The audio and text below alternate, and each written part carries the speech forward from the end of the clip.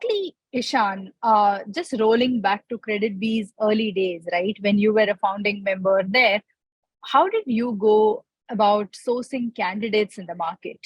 So a couple of things, right? One is how do you identify the right people, and second is how do you ensure that they join or they end up considering and eventually joining your setup, right? So identification again in the initial stages, the two things to look out for, I would say, is a believe in the vision of the founder or the founding team that let's say is driving you guys to do the project that you guys have committed yourself to, because essentially, if at a very early stage, I mean, that ideally holds true for organizations of all sizes, but it's even more key for organizations which are much more younger in their journey, and especially for someone who's just starting up. I think that's the biggest selling point for you, which is to be able to translate your vision of the organization, or rather, at an early stage, you can call vision of the company Yeah. that you have to the fellow people who you are looking out for, right? So,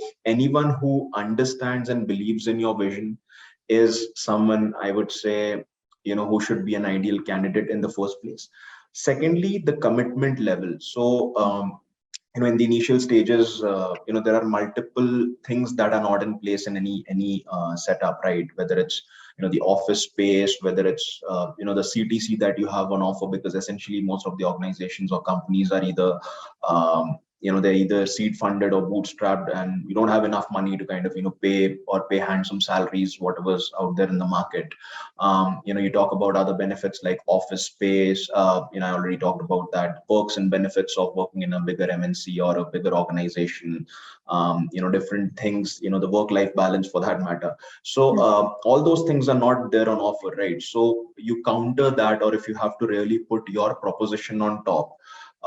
What is more important is for them to believe in what you're doing, and to be able to identify their growth with the vision that you have, and whether they are committed enough for the cause, right? When you're working for a much larger setup, somewhere you can give a little bit of leverage here and there, because the dependence the per capita or per head dependence is much lesser on resources. But when, Yeah. let's say, you're a 15-member team, so if I have to just average it out, every person holds 6 to 7% on an average of what your startup encompasses, right? So True. everyone has a key role to play. So if anyone's not committed to the cause of your startup, then essentially the chai the chunk of the pie which you are investing in them is not worth it. So I would say that these are the two things that you should look for at an early stage when you're looking out for resources or people to join you.